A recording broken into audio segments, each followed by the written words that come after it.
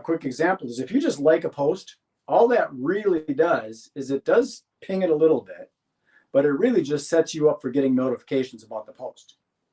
Now, if you comment on the post and you put, thanks for sharing, that's so short.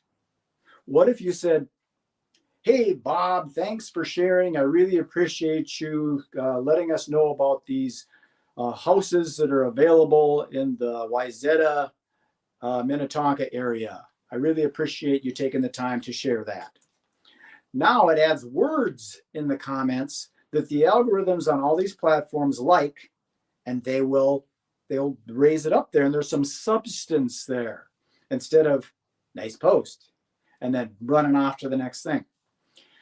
And then if you take it one step further and you share it with somebody that maybe there's a group of